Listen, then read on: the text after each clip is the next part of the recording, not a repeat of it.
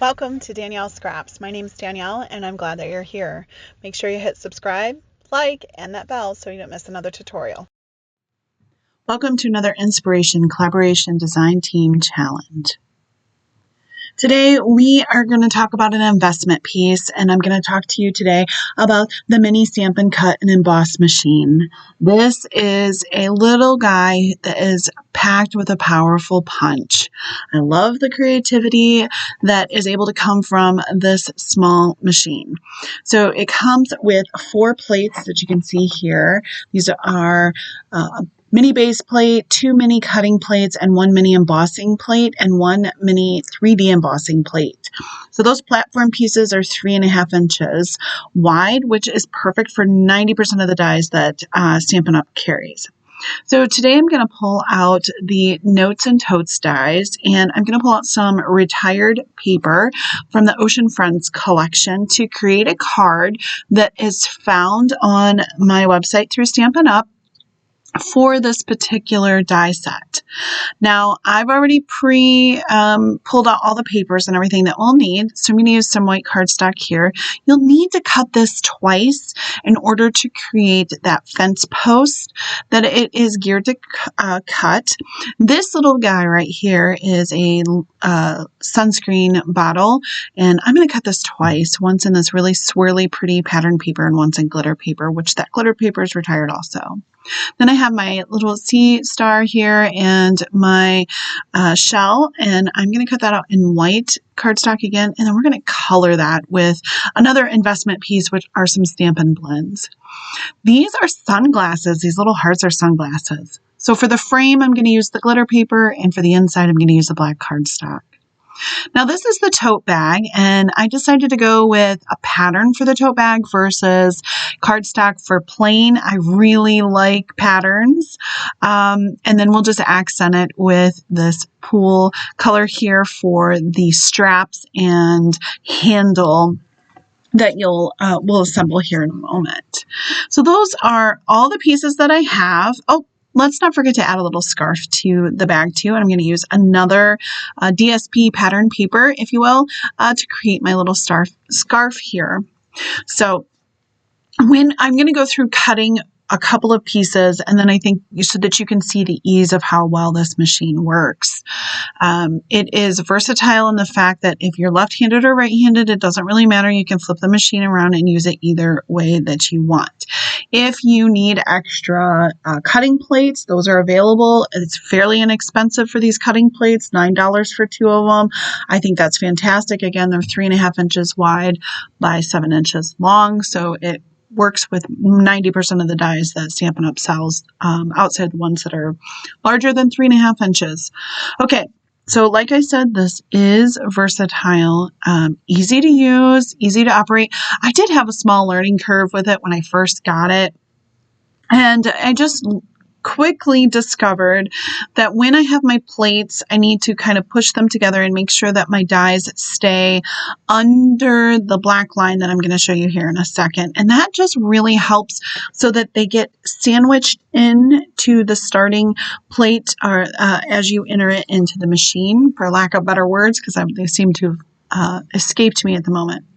I also want to start with the glitter paper because I want to show you how well it cuts through that. And then I want to show you how well it also cuts through the cardstock after the glitter paper.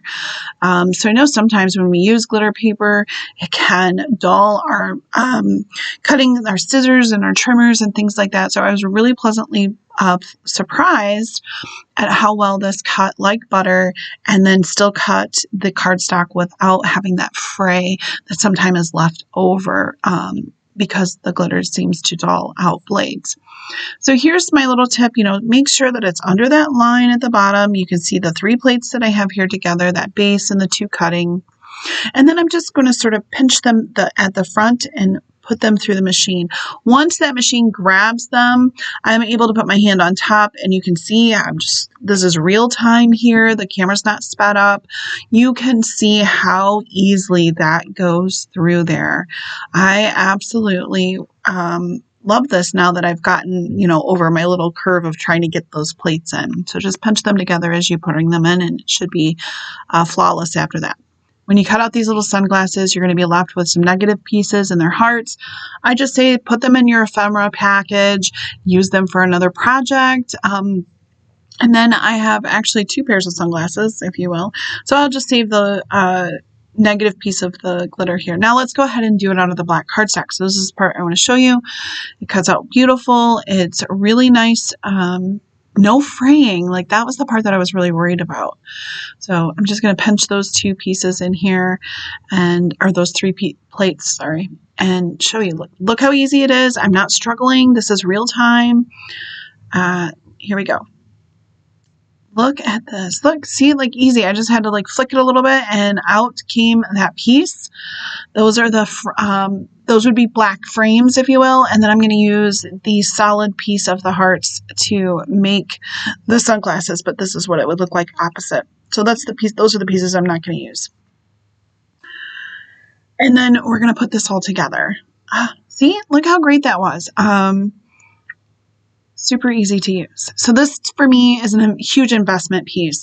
So when I joined Stampin' Up, they had a special and I used the credits that I was given when I signed up to purchase this machine as part of my starter kit. As a scrapbooker for 20 years, I have a lot of supplies, cutting plates and things like that. Not cutting plates, I'm so sorry. Stamping blocks, things of that nature. Excuse me, but one thing that I really wanted to have with Stampin' Up was their die cutting machine. And so I was able to get the mini one using those credits. And I am so ever grateful that I did that because I just felt like that was a great investment piece and a wise choice in using my sign up credits. So you can see here that then I cut my cardstock out and we're going to color that. Here are all the pieces cut out. Now that first die cut that I showed you that I'm picking up right here, this is the fence. You have to cut this twice in order to get these 2 skinny bars right here. And this is the cross portion that goes across the post itself, if you will. So when you cut it twice, you'll get 6 posts, and then you'll get 2 of these cross posts, which would theoretically hold your fence up. Now, I cut them in white because my background was that ombre orange color that you saw there. So I didn't want a brown where it sort of felt muted, and that's why I chose the white. I'm going to work on the suntan lotion here. I'm just quickly going to cut off the top and bottom from the glitter piece, and I'm going to adhere that to this squiggly DSP pattern paper here and just sort of give it a little bit of depth here. Now, silly me, as I'm going through and I finish the card, I realized that I didn't cut out the water bottle that is in the sample of the card that I'm casing here, which is copy everything. I forget the acronym, but I think we all know it. Anyway, so when I cased it, I didn't cut out the water bottle. Now, the tote that comes in this is really cool. It is a 3D element so that when you are creating it and folding those pieces in, you can use it to like stuff a little gift card behind it or add some tissue paper so it looks like a towel sticking out or something. You can get really creative with this.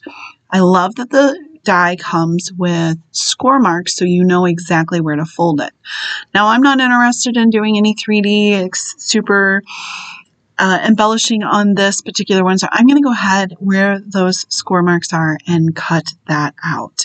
I really love the versatility of this, and I plan on playing with this 1 more time, 2 more times, 3 more times, I don't know, to kind of focus on maybe adding in those extra pieces.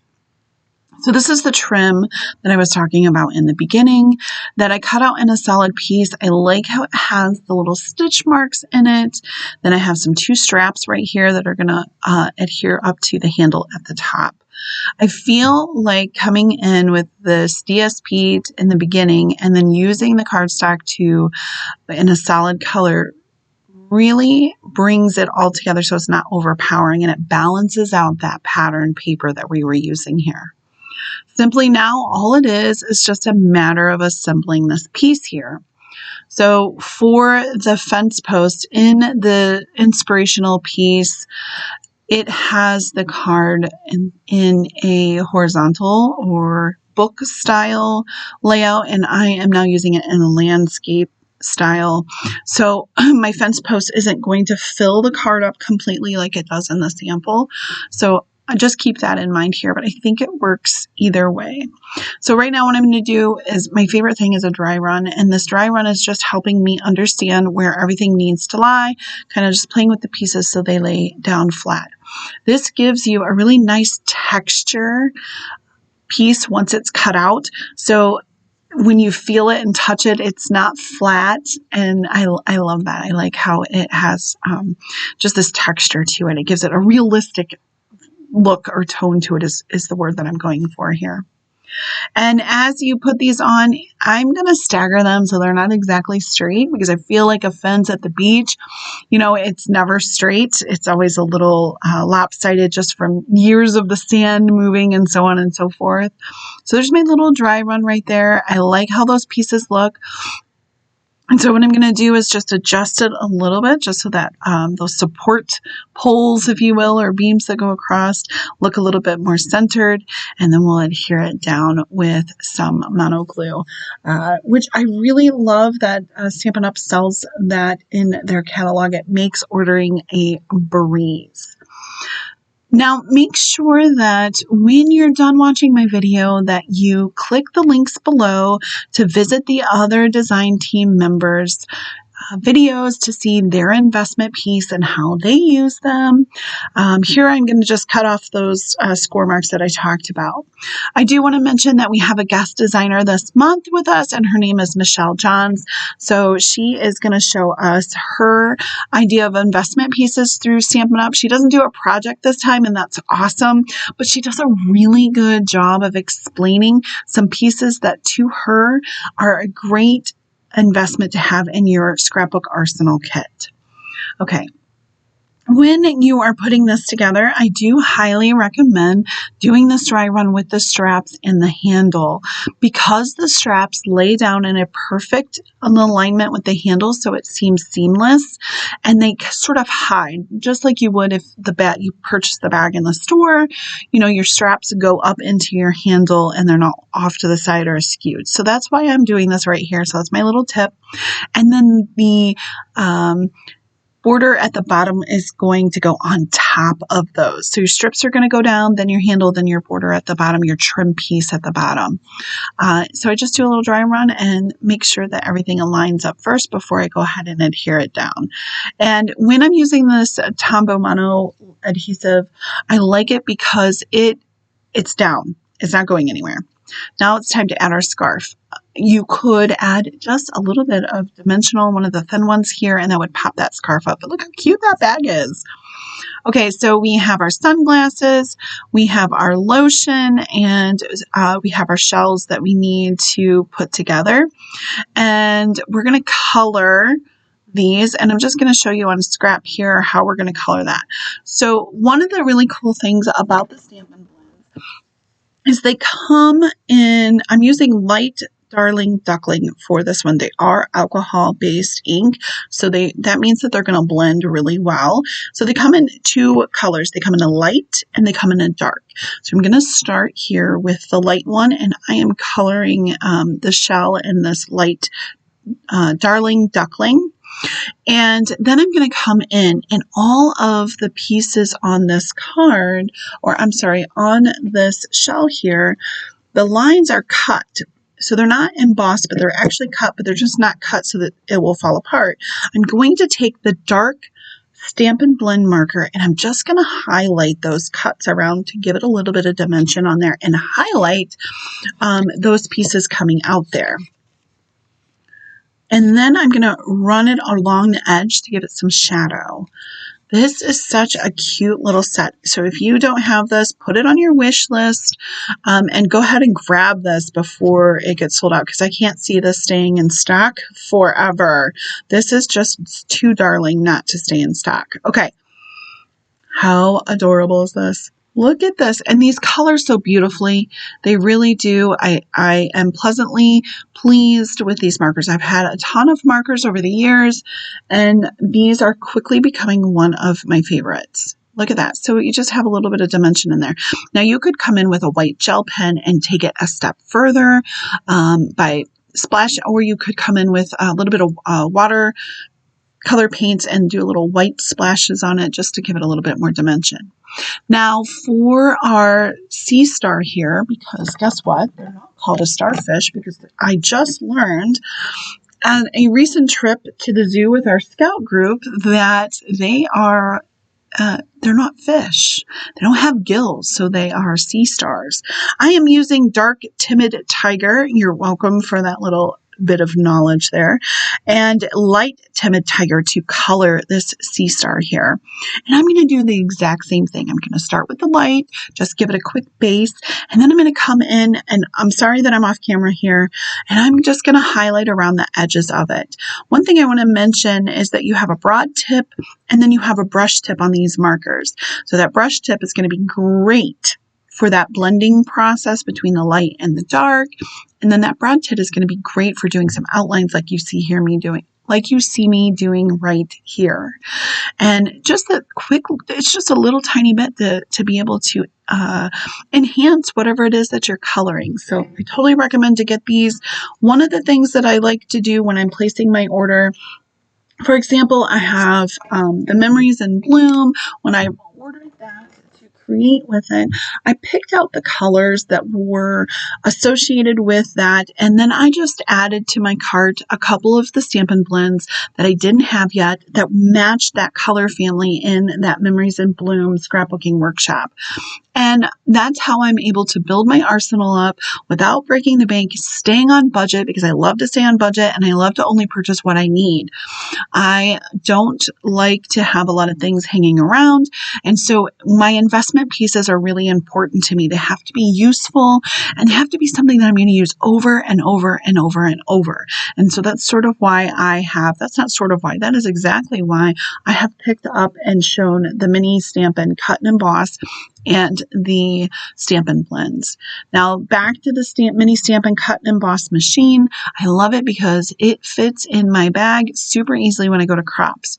So here's the collection of my markers. I just picked up at the $1.25 store these wine carriers. I love them because they're clear. That's how I store my markers on their side. I know people like sometimes the little individual cubbies. Listen, I'm messy. I like to put things away quickly. I don't like to take the time to put them in little slots, so that works for me.